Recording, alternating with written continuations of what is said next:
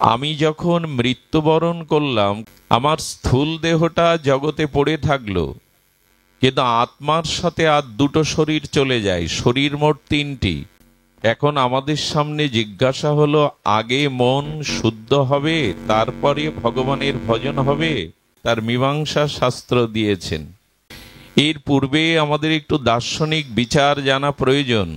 আমি যখন মৃত্যুবরণ করলাম, আমার স্থূল দেহটা জগতে পড়ে থাকলো, কিন্তু আত্মার সাথে আর দুটো শরীর চলে যায়। শরীর মোট তিনটি।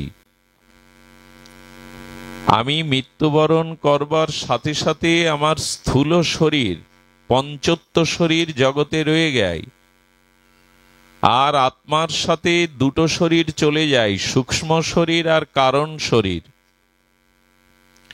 এই কারণ শরীরে আমার সমস্ত কর্মের সংস্কার চলে যায়, ভালো মন্দ সংস্কার কারণ শরীরে চলে যায়। যেমন সুগন্ধি ফুল কোনো কাননে ফুটেছে, বহু দূরে গন্ধবাহী বাতাস তাকে ভাসিয়ে নিয়ে গেছে। ফুল ফুল বাগানেই আছে, কিন্তু গন্ধটা চলে গেছে অনেক দূরে। এটি সূক্ষ্ম। তেমনি আমার যে মন, বুদ্ধি, চিত্ত, অহংকার, ওর মধ্যে যে সংস্কার ছিল, সেটি ওই গন্ধের মতো জীবাত্মার সাথে বা আত্মার সাথে চলে গেল। পরবর্তীতে যেখানে জন্ম হয়, তখনই আমার ওই পূর্বকৃত কারণ শরীরে এবং সূক্ষ্ম শরীরে সংস্কার অনুযায়ী আমার চিত্তের শুদ্ধতা অশুদ্ধতা তৈরি হয়। এই জন্য যারা ভগবত ভজনে আছেন, যাদের চিত্ত উদর, নির্মল, সরলতায় ভরা, জানতে হবে তার এক জন্মের তপস্যা নয়, এক জন্মের সংস্কার নয়, অনেক জন্মের সংস্কার। এই জন্য চিত্ত সংস্কার অগ্রে না আগে ভগবত ভজন?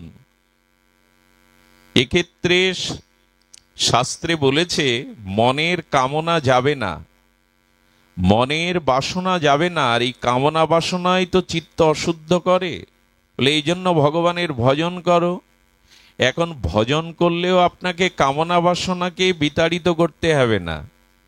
আচার্যগণ বলেছেন, কামনা থাকুক, হাজার শত সহস্র কামনা থাকুক, কিন্তু সেই কামনাটা যেন ভগবতমুখী হয়, কামনামুখী বা বিষয়মুখী না হয়। চিত্তের বাসনা থাকুক, কামনা থাকুক, সেটা ভগবত কেন্দ্রিক হোক। একটু ধ্যান দিয়ে শুনুন। আমার মনে কোনো কামনা জাগছে, সেটি জাগতেই পারে আমার পূর্ব সংস্কারে চাওয়া অভ্যাস আছে। আমার বাসনা কামনা স্বতঃসিদ্ধ সংস্কারে আছেই পূর্বে থেকে। এখন ঋষিরা বলছেন, আচার্যরা বলছেন, ভাগবত তত্ত্ববেত্তাগণ বলছেন, অনুভবের দ্বারা কামনা থাকুক, কিন্তু কামনাকে ছেদন না করে কামনার মোড় ঘুরিয়ে দাও। অর্থাৎ ভগবত বিষয়ক কামনাকে বাড়াও, সাংসারিক ভোগাসক্তি বিষয়ক কামনাকে মোড় ঘুরিয়ে দাও, ভগবত বিষয়ে কামনাকে বাড়াও। আর এটি সহজ। সহজ এই জন্য যে মানুষ তার অন্তর্নিহিত কামনা, সে আনন্দ চায়। ভগবান চায় আর না চায়, মানুষের আনন্দ প্রয়োজন, মানুষের সুখ প্রয়োজন। এই আনন্দকে চাইতে গেলে সংসারকে চাইলে হবে না। আনন্দকে চাইতে গেলে দেহের ভোগ সুখের মধ্যে, বিষয় বৈভবের মধ্যে আনন্দ নাই, এটি চিরসত্য। আনন্দ আছে সচ্চিদানন্দ ঘন ভগবানের মধ্যে, ভজনের মধ্যে। এই জন্য চাওয়ার মোড়টা ঘুরিয়ে দাও। চাওয়া থাকুক, বাসনা থাকুক, কামনা হাজারটা থাকুক, কিন্তু ভগবানের দিকে ঘুরিয়ে দাও, কারণ তুমি আনন্দ চাইছো। আর ভগবানকে চাওয়ার মধ্যে, পাওয়ার মধ্যে, আস্বাদনের মধ্যেই প্রকৃত আনন্দ আছে। সংসার হাজার বছর চাইলেও, সংসারের সুখ হাজার পেলেও তুমি প্রকৃত সুখ বা আনন্দ কখনো পাবে না। জয় শ্রী রাধে। এই জন্য আপনাদের কাছে এইটুকু নিবেদন যে বাসনা আপনারা ভগবতমুখী করুন, তবেই চিত্ত মসৃণ হবে, তবেই চিত্ত শান্ত হবে। আজ কয়েকদিন ধরে একটি প্রসঙ্গ আমরা প্রায় বলবার চেষ্টা করছি। দেখুন, আপনি আনন্দ চান, ভগবানকে চান, কিন্তু সেই চাওয়ার পথে, পাওয়ার পথে উঠেছেন কিনা এটি আপনাকে প্রথম অনুধাবন করতে হবে। কি অনুধাবন করতে হবে? আপনি ফরিদপুর আসবেন, আপনি সাতক্ষীরা থেকে ফরিদপুর বিশ্ব রোডে এসে দেখছেন যে ফরিদপুর 80 কিলোমিটার। তার মানে যে লক্ষ্যে আপনি পৌঁছাতে চান, যেখানে আমার গন্তব্য, আপনি সঠিক পথে উঠেছেন কিনা সেটি জানিয়ে দেয় বাইরের যাত্রায় মাইলস্টোন। সরকার রোডের পাশে, বিশ্ব রোডের পাশে মাইলস্টোন লিখে দেয় ফরিদপুর 80 কিলোমিটার। আচ্ছা, আপনি পথ চেনেন না, কতদূর পথ তাও জানেন না, কিন্তু যখন মাইলস্টোন দেখলেন যে ফরিদপুর 80 কিলোমিটার, তখনই সংকেত দিয়ে দিল আপনি সঠিক পথে এসেছেন কিনা। আপনি সঠিক পথে এসেছেন কিনা এটা জানা গেল কিনা, কারণ আপনি পৌঁছাতে চান ফরিদপুরে।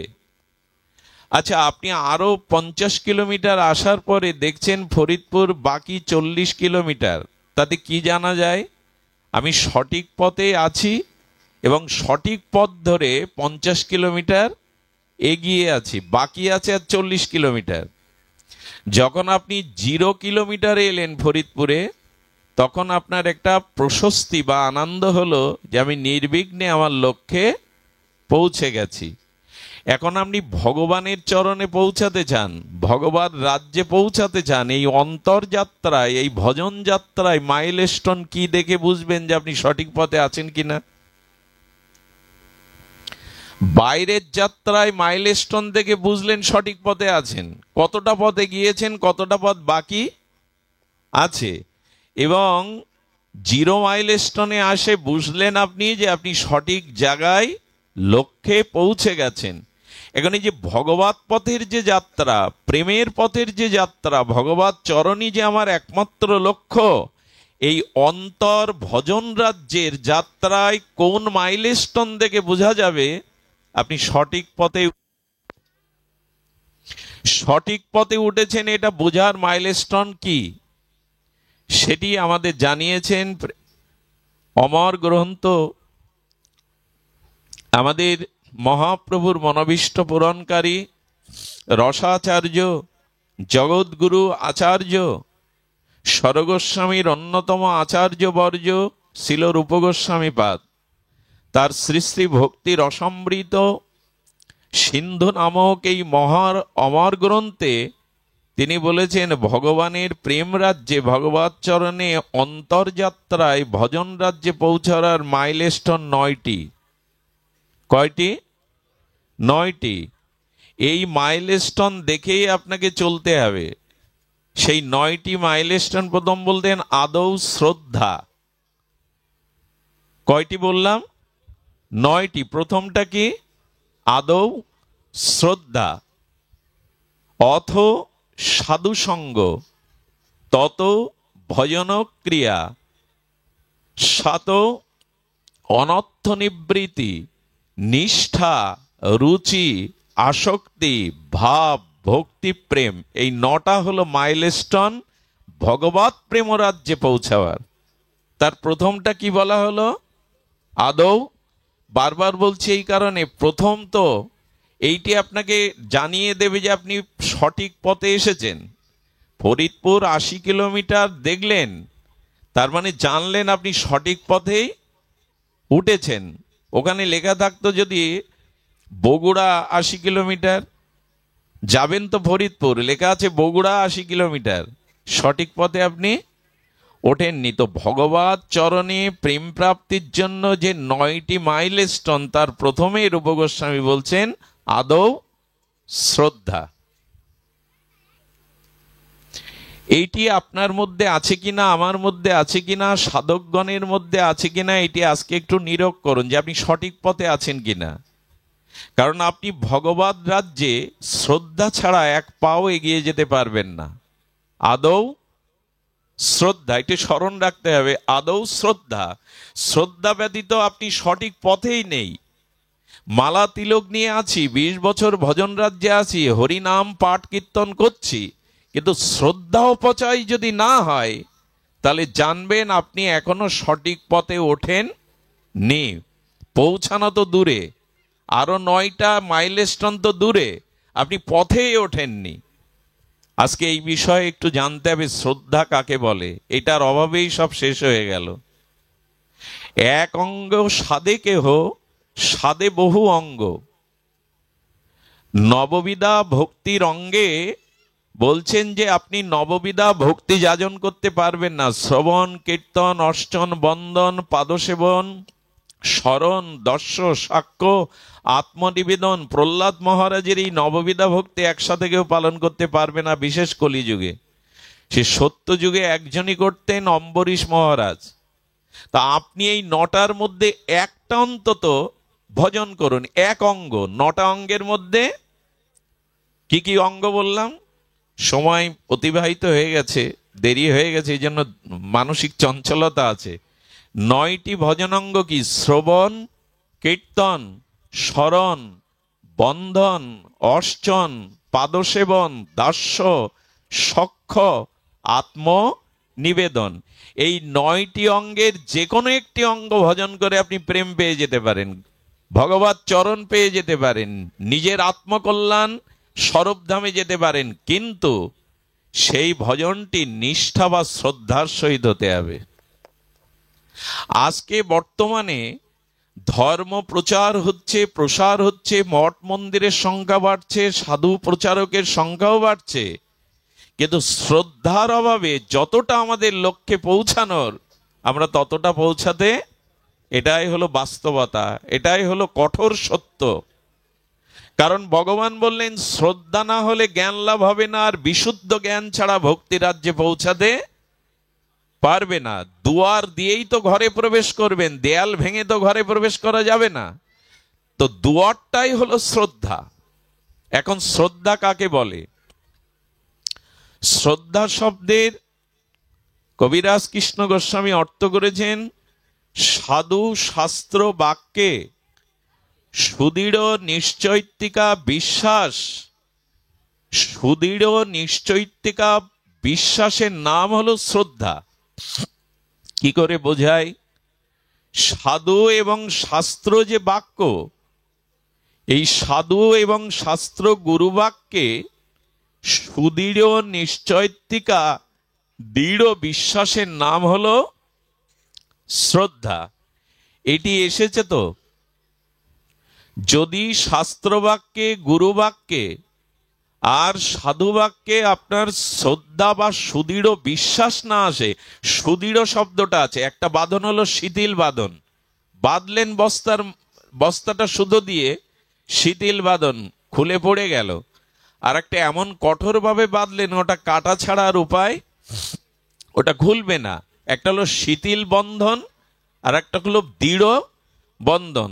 তো সাধু শাস্ত্রে বাক্যে যখন সুদৃঢ় বিশ্বাস আসবে, এরই নাম শ্রদ্ধা।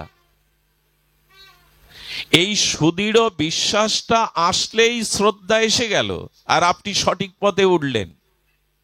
খুব মার্মিক কথা, শাস্ত্র বাক্যে, গুরু বাক্যে শ্রদ্ধা না থাকার কারণে আজ আমরা সঠিক পথ, সঠিক লক্ষ্য, সঠিক প্রাপ্তি আমরা বঞ্চিত হচ্ছি। এটা অপূর্ব দৃষ্টান্ত, যেটা কয়েকদিন ধরে বারবার বলছি, কিন্তু তৃষ্ণা মিটছে না। সেটি হলো, মনে পড়ে আপনাদের, পরীক্ষিত মহারাজ যখন তক্ষক দংশনে আর ব্রহ্মবিশদে তিনি প্রাণত্যাগ করেন, অবশ্য সুখদেব গোস্বামীর ভাগবত শ্রবণে তিনি ভগবত গতি পরাগতি লাভ করেন। তখন তার বড় পুত্রের বয়স 7 বছর, নাম জন্মেজয়। পরীক্ষিত মহারাজ বড় পুত্রের নাম হলো জন্মেঞ্জয়। এই জন্মেজয়ের তখন বয়স 7 বছর। ওনার মাজায় রাজ মুকুট পরিয়ে দিয়ে উনি গঙ্গা তীরে ভাগবত শ্রবণে নিজেকে উদ্ধার করলেন। 7 বছর জন্মেজয় যখন বড় হলেন, তখন চিন্তা করলেন, আমার পূর্বপুরুষ ছিলেন পাণ্ডবগণ, এই হস্তিনাপুরের ইতিহাস বিদিত। এবং পাণ্ডবদের কাছে ভগবান অখণ্ড পরতত্ত্ব শ্রীকৃষ্ণ তিনি ছায়ার মতো শয়নে ভোজনে আর পাণ্ডবদের সাথে ছিলেন।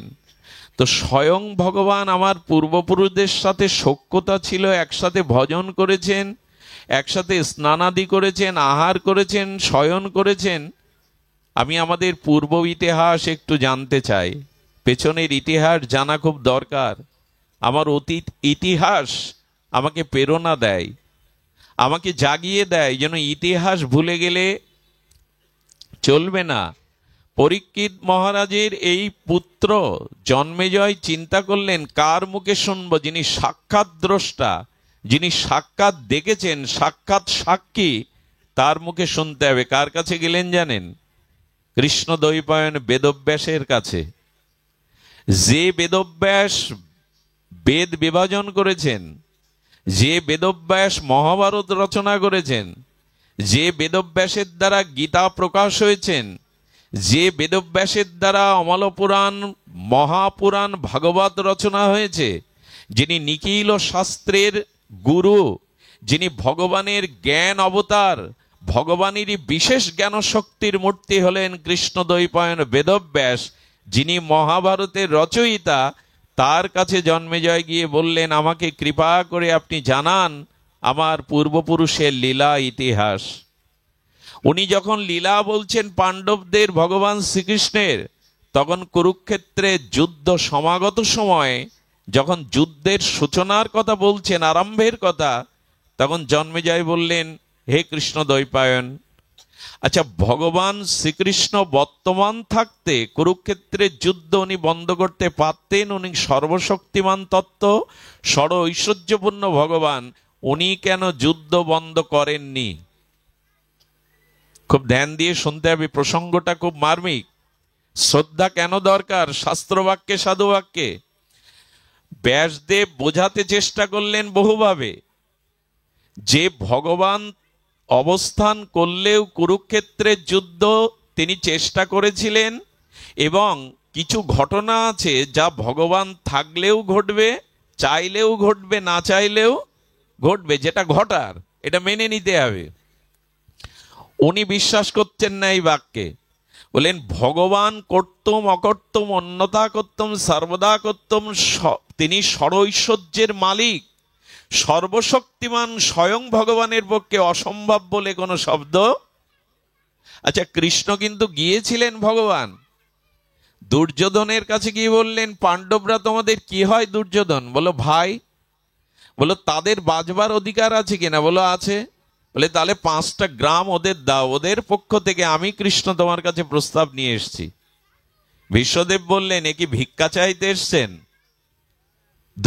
দুর্যোধন বলছেন ভগবান কৃষ্ণকে মানুষ ভিক্ষা চায়, তাকে ভিক্ষা দেওয়া যায়, কিন্তু বিনা যুদ্ধে আমি সুচাগ্র মেদিনীও ওদের। এক্ষেত্রে যুদ্ধ প্রয়োজন ছিল কিনা? ভগবান গিয়েছিলেন, ভগবান মনে মনে হেসে বললেন আমি তো জানি যুদ্ধ ঘটবেই, কিন্তু লোক যাতে আঙুল না তোলে যে ভগবান তুমি কি করছিলে, এত লোকক্ষয়, এত রক্তক্ষয়, তুমি চেষ্টা কেন করনি? সেই উত্তর দেওয়ার জন্য তিনি দুর্যোধনের কাছে কয়েকবার প্রস্তাব নিয়ে গিয়েছিলেন। দুর্যোধন বলল কি ভিক্ষা চাইতে এসছেন? বন্দি করতে গেলেন শ্রীকৃষ্ণকে। ওই রাত্রেই বিদুরের বাড়ি খুদকুড়ো খেয়েই ছিলেন রাত্রিটা, সিংহাসনে বসেননি, ওনার 56 ব্যঞ্জনও পাননি। এখন প্রশ্ন হলো, জন্মেজয় বলছেন আসলে ভগবান যদি চাইতেন যুদ্ধ এড়াতে পারতেন। ব্যাসদেব তখন থমকে গিয়ে বললেন এ তো শাস্ত্রবাক্যে সাধুবাক্যে বিশ্বাসই নেই। কি বললেন জানেন? আচ্ছা দেখো, ভগবান চাইলে না চাইলেও কিছু ঘটনা জগতে ঘটবে, কিছু করার নেই। যখন বিশ্বাসই আসলো না সাধুবাক্য শাস্ত্রবাক্য, তখন বললেন তোমার 5 বছর পর একটা ঘটনা ঘটবে জীবনে, শুনে নাও, দেখো এড়াতে পারো কিনা। ব্যাসদেব বললেন 5 বছর পরে তুমি ঘোড়ায় উঠবে না, আমি জানি, তবু তুমি ঘোড়ায় উঠবে। যদি ঘোড়ায় ওঠো একান্তই, তবে সাদা ঘোড়ায় উঠবে না, আমি জানি, তবু উঠবে।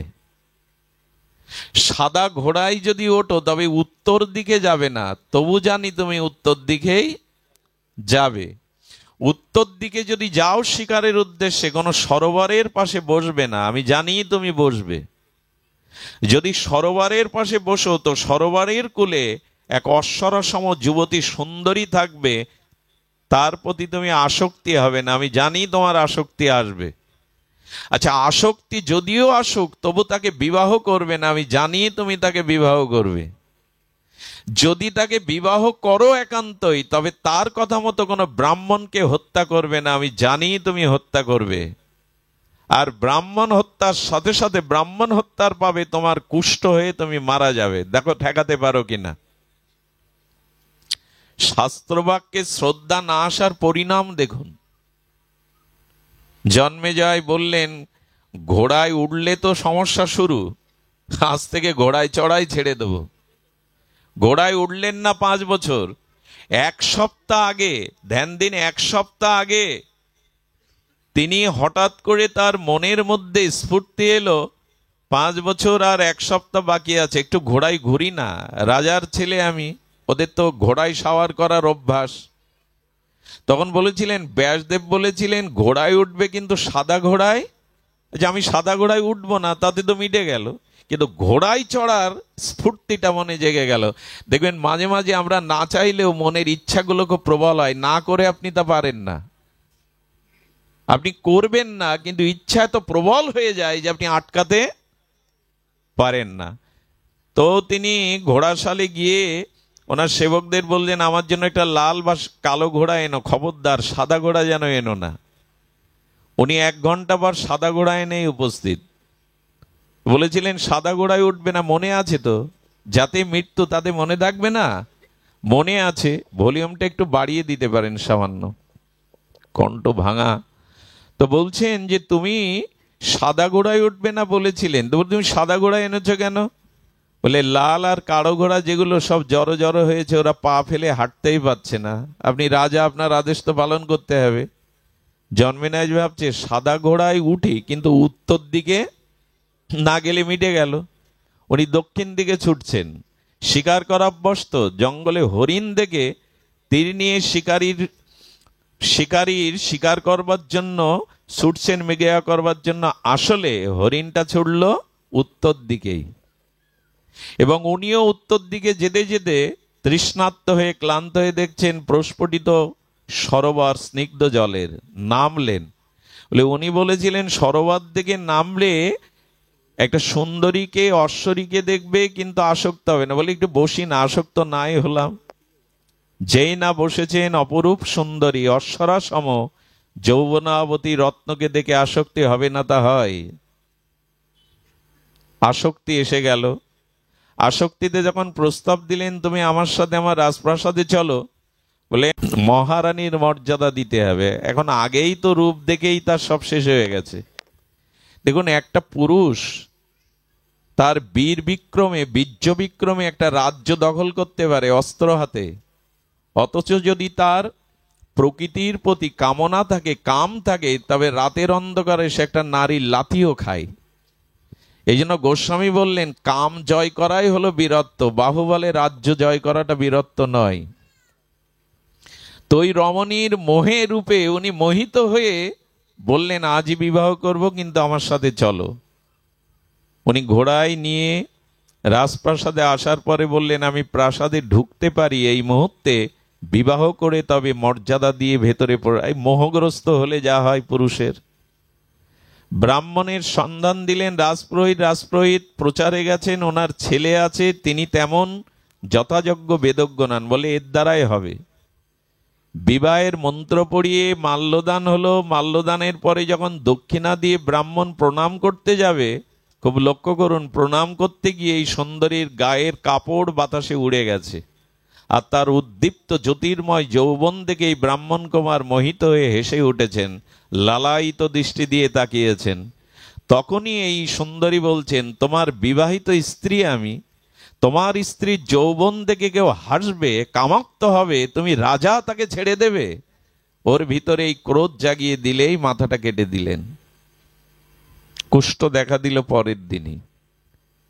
চেয়েছিলেন এটা জন্মেজয় একটু সতর্ক হন। এই যে ভগবানের বাণী, গুরুদেবের বাণী এগুলোতে যদি দৃঢ় বিশ্বাস না আসে, পরিণাম যেই তার দৃষ্টান্ত দেয়া হচ্ছে। আজ মানুষ শুনছে হরিকথা, ভাগবত কথা, কিন্তু তার প্রতি সুদৃঢ় বিশ্বাস আনতে পারছে না। শাস্ত্র আজ্ঞা, গুরু আজ্ঞার প্রতি সুদৃঢ় বিশ্বাস যতদিন না আসবে, আপনি প্রেমের রাজ্যে, ভজন রাজ্যের প্রথম মাইলস্টোনেও ওঠেননি। হবেটা কি, পৌঁছাবো কি আমরা? শ্রদ্ধাটাই তো গেছে পিতামাতার প্রতি, গুরুদেবের প্রতি। আশ্চর্য, প্রণাম করতে হয়। মন্দির দেখলে সনাতন হিন্দুরা এক আঙুল দিয়ে কপালে এরকম ছোঁয়, পশ্চিম বাংলার মতো। এই প্রণামটা অন্যায়, এটা অপরাধযুক্ত। এক হাতে কখনো প্রণাম হয় না। প্রণাম তিন প্রকারের।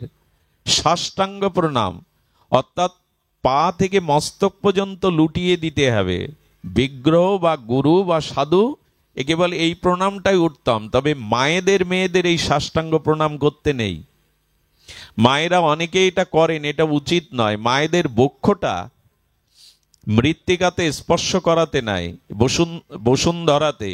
কারণ সাষ্টাঙ্গ প্রণামের বিধি হলো, আপনি রাজা মহারাজা হন, সাষ্টাঙ্গ প্রণাম করতে গেলে নাভির ওপর থেকে বস্ত্র খুলে ফেলতে হবে, অর্থাৎ ওই ধুলোটা গায়ে মাখতে হবে। মায়েদের এই জন্য সাষ্টাঙ্গ প্রণামের বিধি নাই। সাষ্টাঙ্গ প্রণামটা মায়েরা করবেন না, এটা আমাদের শাস্ত্রবিধি না। সুধীবৃন্দ, সাষ্টাঙ্গ প্রণামের শঙ্কর মঠ আছে, ওখানে যদি ভারতের প্রধানমন্ত্রীও যায়, তাকে নাভির ওপর থেকে বস্ত্র খুলে, আসলে সাধুর ধুলোটা মাখাতে হবে কি জামাই? কোথায় মাখাতে হবে? অঙ্গে। ধুলি মাখো মাখো রে, কোথায় মাখবো? আমার চর্মরোগ হয়েছে, জামার ওপরে মলম ঘষলে কাজ করবে তো? এই জন্য সাষ্টাঙ্গ প্রণামটা নাভির ওপরে বস্ত্র রাখলে হবে না। সুধীবৃন্দ, আর প্রণাম হলো পঞ্চাঙ্গ প্রণাম। পঞ্চাঙ্গ প্রণাম কাকে বলে? মস্তক, দুই হস্ত এবং দুই জানু হাঁটু এটি নত করে প্রণাম করার নামই হলো পঞ্চাঙ্গ প্রণাম। আর প্রীতিপূর্ণ প্রণাম হলো যেতে যেতে দাঁড়িয়ে মাথা নস্ত করে দুটি হস্ত বক্ষের কাছে এনে সশ্রদ্ধভাবে জয় রাধে কি নমস্কার কি নমস্তে, যেটাই বলুন আপনি, জয় নিতাই, এটা প্রীতি নমস্কার। বেদেকে নমস্তে বলেছেন, নমস্কার শব্দটাও মার্মিক শব্দ, এটা বলতে পারেন। কিন্তু দাঁড়িয়ে জুতোর ওপরে পা দিয়ে চলতে চলতে এক হাত দিয়ে, এগুলো অপভ্রংশ। শ্রদ্ধাটাই তো মানে না, এই বললে কি মানবে মানুষ? সাধু শাস্ত্র প্রণাম করবার বিধি আছে। গুরুদেবকে, পিতামাতাকে, গুরুবর্গকে সম্মুখে প্রণাম করতে হয় সরাসরি। আর কালীকে, দুর্গাকে এবং শক্তিকে, ভগবান শিবকে প্রণাম করতে হবে ডাইনে রেখে। ভালো করে শীতলা প্রণাম করুন, কালী প্রণাম করুন, দুর্গা মাকে প্রণাম করুন, ভগবান শঙ্করকে প্রণাম করুন। এই প্রণামটা করতে হবে ডাইনে রেখে। আর রাধা কৃষ্ণকে প্রণাম করতে গেলে, যুগল প্রণাম করতে গেলে আপনাকে করতে হবে বিগ্রহকে বামে রেখে। এসব তো কতবার বলা হয়েছে, মানুষ মানে? আর দয়া করে সাধু সন্ত যারা, তাদের পায়ে হাত না দিয়ে দূর থেকে প্রণাম করাই শ্রেয়। তারা যে পথ দিয়ে হেঁটে যায়, ওইখানে যে চরণ পড়েছিল ওই ধুলিটা মাখাই শ্রেয়। যাকে আপনি প্রণাম করছেন, আপনার কল্যাণ হচ্ছে, কিন্তু তার কিছুটা ক্ষতি হচ্ছে। কিছু মনে নেবেন না। বিশ্ববন্দিত পাবন পদরেণু, যিনি জগৎগুরু আচার্য হয়ে বৈষ্ণব শিক্ষা দিতে এসেছিলেন, প্রাতঃস্মরণীয় পরম বন্দনীয় বৈষ্ণব সেবার মূর্তিমন্ত বিগ্রহ ছিল মুরারি মোহন দাস বাবাজি মহারাজ। ওনার কিডনি বিকল হয়ে যায়, এই রোগেই উনি জগৎ থেকে অপ্রকট হন। কিন্তু রোগটা কি ওনার? কোনো ভক্ত যদি রোগে শোকে যন্ত্রণায় গুরুদেবের চরণে চোখের জল ফেলে কাঁদতে থাকে, গুরুদেব আমার রোগ সেরে দাও, কি মনে মনে জানায়, তখন গুরুদেব তার এই শিষ্যর, এই সন্তানের অশ্রু জলের মর্মবেদনাটা, রোগ সারে না, রোগ সরে।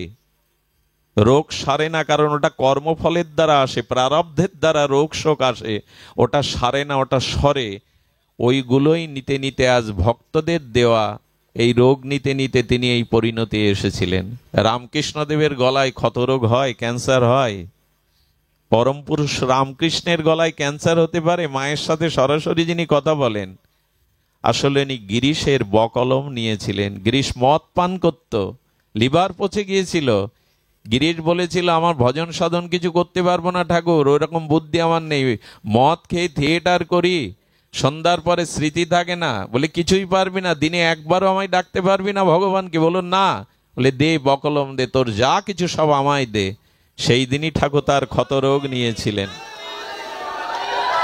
এই জন্য সাধুগুরুর চরণে যখন কেউ প্রণাম করে, তার ব্যাধিটাও সঞ্চারিত হয়, বা তার মঙ্গল হলেও যাকে প্রণাম করছেন তার হিত বা মঙ্গল আমরা চাই না। এই জন্য বৃন্দাবনের বড় বড় মহারাজদের পায়ে হাত দিয়ে আপনি প্রণাম করতে পারবেন না, দূর থেকেই প্রণাম করা উচিত। এবং যদি চান যে আসনে তিনি বসেন ওইখানে ধুলা আছে, যে পথ দিয়ে তিনি হেঁটে যান ওইখানেই ধুলা আছে। তো সুধীবৃন্দ, আমি বলতে বলতে এসেছিলাম যে শাস্ত্র কথায় বিশ্বাস না হয় তার ক্ষতরোগ হলো, এমনকি ছিদ্র হয়ে পড়ে যেতে লাগলো। মানুষ মরতে চায়, কিন্তু আবার শরণাপন্ন হলেন ব্যাসদেবের চরণে। আর কোনো উপায় আছে? আমার বিশ্বাস হয়েছে যে ভগবান চেয়েছিলেন, তবু কুরুক্ষেত্র হওয়ার ছিল, কারণ আমি সতর্ক ছিলাম, কিন্তু আমার এটা হয়ে গেল। আমি এবার বিশ্বাস করছি যে না, কুরুক্ষেত্র যুদ্ধ হওয়ার ছিল। আমার বাঁচবার উপায় বলুন। বলেন উপায় একটাই, আপনাদের ওই মার্মিক কথা জানায়।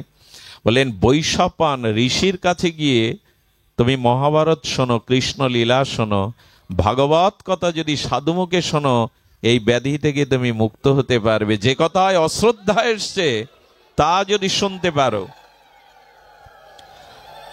আমি নিবেদন করি, হরি কথাতে যদি আপনাদের শ্রদ্ধা হয়, আরে গোকর্ণ উপাখ্যানে, আমাদের ভাগবতের মহিমায় গোকর্ণ উপাখ্যানে আর 85 পর্যন্ত প্রেতাত্মা পর্যন্ত উদ্ধার হয়ে গেল 7 দিনে ভাগবত শ্রবণে। হেন পাপ নেই করিনি, যার আত্মার কল্যাণ হয়নি, যিনি 85 বৎ হয়ে প্রেতাত্মা হয়ে ঘুরছিলেন, 7 দিনে গোকর্ণ মুখে ভাগবত শ্রবণ করে তার আত্মা উদ্ধার হয়ে গেল। ভাগবত আমাদের হৃদয় পিশাচিও দূর করে, অভদ্রতা দূর করে, অনন্ত জন্মের ভোগবাসনা দূর করে। এই জন্য পরিপূর্ণ শ্রদ্ধা রেখে হরিকথা সাধুমুখে শ্রবণ করো, এটাই উপায়। একমাত্র কল্যাণের উপায় এটাই বলে দিলেন, যাও বৈশাপায়ন ঋষির কাছে গিয়ে এই কৃষ্ণ কথা শোনো। কিন্তু আবার সতর্ক করলেন, সতর্ক তো আমরা হই না, আবার সতর্ক করলেন, এবার যদি লীলা শুনতে শুনতে আবার সন্দেহ হয়, তাহলে যে লীলাগুলিতে যে হরিকথাগুলোকে তোমার বিশ্বাস বা শ্রদ্ধা আসবে, ততোধিক এক একটা করে ক্ষত সরে যাবে, নিরাময় হয়ে যাবে। কিন্তু যে লীলাতে বিশ্বাস হবে না, ওটি সারবে না, ওর দ্বারাই তোমার মৃত্যু ডেকে আনবে। তুমি এটা বলে দিলে শ্রদ্ধা তো আসেই। উনি বৈশাপায়ন ঋষির কাছে শুনতে শুনতে যখন শুনলেন, শুনবে জন্মে যায়। তোমার পূর্বপুরুষ পঞ্চপাণ্ডবদের মধ্যে দ্বিতীয় ভীমসেনের গায়ে ঈশ্বর প্রদত্ত কেমন বল ছিল জানো? বলে কেমন? বলে ভীম যদি ঈশ্বর প্রদত্ত বলের দ্বারা হাতে করে একটা হাতিকে শূন্যে ঘুরিয়ে ছুড়িয়ে দিতেন, তো সেটা সৌরমণ্ডলে স্যাটেলাইটের মতো ঘুরতো, এমন বল ছিল ভীমের গায়ে। উনি হেসে উঠে বললেন, আদৌ এটা সম্ভব না। আবার অবিশ্বাস এলো। বললেন, ভীমের শ্রীঅঙ্গে ভগবত প্রদত্ত এমন বল ছিল যে উনি হস্তিটাকে যদি শূন্যে উঠে ঘুরিয়ে ছুড়িয়ে দিতেন, স্যাটেলাইটের মতো উপরে ঘুরতো। উনি বললেন, এ আমার বিশ্বাস হয় না, আমার পূর্বপুরুষ ভীমসেনের গায়ে এই বল। বৈশাপায়ন বললেন, কিছু করার নেই, হরিকথাতে যদি লীলাতে বিশ্বাস না আসে, সেই ক্ষতটাই সারেনি, তাতেই জন্মেজয়ের মৃত্যু হলো। দয়া করে যখন ভাগবত শ্রবণ করবেন, এর প্রতিটি বাক্য, এর প্রতিটি অক্ষর যে চির শাশ্বত সত্য, এটি দৃঢ় বিশ্বাস করে নিয়ে যান। এই বিশ্বাস এলেই আপনার জীবনে মঙ্গল ঘটবে, কল্যাণ ঘটবে। সুধীবৃন্দ, শুধু বিশ্বাসটুকু চাই। রাম বলতে পারছে না, মরা বলছে, তাতেও ব্রহ্মাজি বলে দিলেন, মরাই বলো। এই মরাতেই বিশ্বাস এলে মরা বলতে বলতেই রাম হবে, আর তাতেই তোমার কল্যাণ হবে। মরা বললে রাম হয়, কিন্তু বিশ্বাসটি ছিল এটাই ভগবানের নাম। এই বলতে বলতেই তার শ্রদ্ধা এলো। আমি প্রথম মাইলস্টোন বলেছি কি? শ্রদ্ধা, আদৌ শ্রদ্ধা। এটি ফিরিয়ে আনুন। বক্তার প্রতি যদি শ্রদ্ধা না থাকে, সে বক্তার আলোচনা শুনে আপনার কাজ হবে না। শাস্ত্রের বাক্যের প্রতি যদি আপনার এই আষাঢ়ে গল্প, যুক্তিবাদী মন, আর বিশেষ করে দীনকৃষ্ণর মতো যারা এখন উদয় হয়েছে, তাদের কীর্তনাদি শুনলে, ভাগবত শুনলে মনে হয় সব আষাঢ়ে গল্প। আজকের দিন তো যুক্তিতর্কের দিন, কিন্তু সব কিছুতে যুক্তিতর্ক আনা যায় না। আচ্ছা, আমি গিয়ে বলছি আমার খুব ক্ষুধা লেগেছে, খেতে দিন, খুব ধ্যান দিন, সবকিছু যুক্তিতর্ক দিয়ে আপনি বোঝাতে পারবেন না। এখন যিনি দাতা, অন্নদাতা, তিনি বলছেন ক্ষুধাটাকে দেখাও, ক্ষুধাটাকে প্রমাণ করো, তারপরে আমি তোমায় খেতে দেব। চোখ মুখ অবাক্স হয়ে আসছে, পেটটা কোগড়ে যাচ্ছে, এতে প্রমাণ হয় ক্ষুধা পেয়েছে? এতে ক্ষুধা দেখানো যায়? আরে একজন তার্কিক বলছে ভগবান আছে, যদি দেখাও বিশ্বাস করতে পারি। তখন উনি বলছেন ভগবান আছে, দেখালে তুমি বিশ্বাস করবে। সুধীজন, আগে আমরা ফল চাইছি, পরে বৃক্ষ চাইছি, এটা হবে তো? আগে ফল চাইছি, তারপরে বৃক্ষ চাইছি, এটা হবে না। বৃক্ষ থেকেই ফল হবে। সুধীবৃন্দ, এই জন্য শাস্ত্র বলছেন যে, তিনি বলছেন ভগবান দেখাও, তবে ভগবানে বিশ্বাস করব। ওই যুক্তিকে খণ্ডন করবার জন্য উনিও বুদ্ধিমান। উনি বললেন আপনি কখনো স্বপ্ন দেখেন? বলে কাল রাত্রেই দেখেছি। বলে ওই স্বপ্নটা আমাকে দেখান, আমি ভগবান আপনাকে দেখাবো। স্বপ্ন দেখাতে পারবেন আপনি কাউকে, যে স্বপ্ন আপনি দেখেছেন? কিছু জিনিসের আছে যুক্তিতর্কের মধ্যে যাবেন না। কুতর্ক গর্তে পড়লে আর পা ভেঙে যাবে, উঠতে পারবেন না। এখন তো চারিদিকে এই সব আষাঢ়ে গল্প বলা হচ্ছে, মহাভারত, পুরাণ, রামায়ণ। কিন্তু জানেন, ইন্দোনেশিয়ার মতো রাষ্ট্রে রামায়ণকে তারা জাতীয় পুস্তক হিসাবে স্বীকৃতি দিচ্ছে। সৌদি আরব চিন্তা করছে যে মহাভারতকে তাদের পাঠ্যপুস্তকে আনা যায় কিনা। এত রাজনৈতিক প্রজ্ঞা মহাভারতে, এত ইতিহাস। আমরা হিন্দুরা এটাকে আষাঢ়ে গল্প বানিয়ে রেখেছি। আজ রামায়ণ মহাভারত কাপড় দিয়ে, লাল কাপড় দিয়ে শিখেতে তোলা, ও আর পাঠ করাও হয় না, গবেষণাও নাই। সুধীবৃন্দ, পৃথিবীর কোন দার্শনিক আজ পর্যন্ত গীতার একটি শ্লোককে অবৈজ্ঞানিক ব্যাখ্যা দেওয়ার সাহস পাননি, সমালোচনা করার সাহস পাননি। সুধীজন, অনুরোধ করি, কুতর্কে পড়বেন না, বিতর্কে যাবেন না। ক্ষুধা আপনি দেখাতে পারবেন না, ক্ষুধা হলো অনুভবের বিষয়। ক্ষুধা দেখানো, আচ্ছা আপনাকে খাওয়ানোর পরে যদি বলি আপনার ক্ষুধা মিটে গেছে, এটা দেখান, প্রমাণ করুন। ওটা অনুভব ছাড়া প্রমাণ করার জিনিস যে ক্ষুধা মিটেছে। তো এই জন্য সব কিছু যুক্তিতর্ক আনতে গেলে ঘুলিয়ে ফেলবেন। দয়া করে সাধু শাস্ত্র বাক্যে বিশ্বাস আনুন। এই বিশ্বাস যদি আনতে পারেন, তখনই আপনি জানবেন আপনি লক্ষ্যপথে উঠেছেন। আর এই শ্রদ্ধার মাইলস্টোনের পরে হলো সাধু সঙ্গ। শ্রদ্ধা না এলে কিন্তু সাধু সঙ্গ করে লাভ নেই। গীতার একটা বাণী শ্রদ্ধা সম্পর্কে খুব স্মরণযোগ্য। গোবিন্দ বললেন, শ্রদ্ধাহীন যাগ, যজ্ঞ, তপস্যা যে কর্মই করো, সে কর্ম হস্তি স্নানের ন্যায় নিষ্ফল। অনেকের ঘুম আসছে, ঘুমায় না মা সামনে।